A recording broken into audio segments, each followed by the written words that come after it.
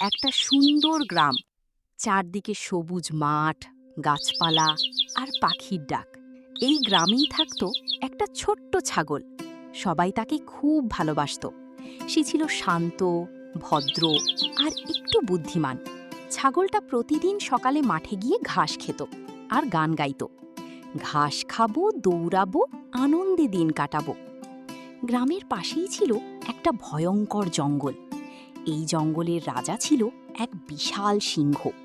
তার গর্জনে পুরো সিংহ বলতো, আমি এই জঙ্গলের রাজা, আমার সামনে কেউ টিকতে পারবে না।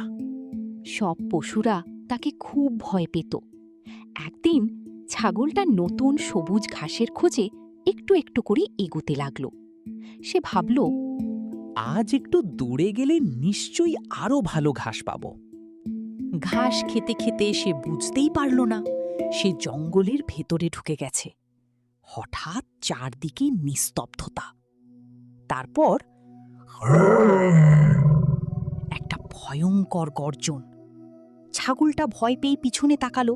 সামনে দাঁড়িয়ে আছে সিংহ। আজ তুমি আমার খাবার। ছাগল ভয় পেল, কিন্তু সে বুদ্ধি খাটালো। সে বলল, হে জঙ্গলের রাজা, আমাকে এখন খেলে আপনার পেট ভরবে না, কিন্তু আমি জানি কাছেই আর একটা বড় ছাগল আছে, সেটা খেলে আপনি অনেক তৃপ্তি পাবেন। ঠিক আছে, আমাকে সেখানে নিয়ে চলো। ছাগল সিংহকে একটা গভীর কুয়ার কাছে নিয়ে গেল। সে বলল, এই কুয়ার ভিতরেই ওই বড় ছাগল আছে। সিংহ কুয়ার ভিতর তাকিয়ে নিজের প্রতিচ্ছবি দেখল। সে ভাবল এটা আরেকটা সিংহ। রাগে গর্জন করে সে কুয়ার ভিতরে ঝাঁপ দিল। ফলাফল, সে পানিতে পড়ে গেল আর বের হতে পারল না। ছাগল বুদ্ধি দিয়ে নিজের জীবন বাঁচালো এবং নিরাপদে চলে গেল।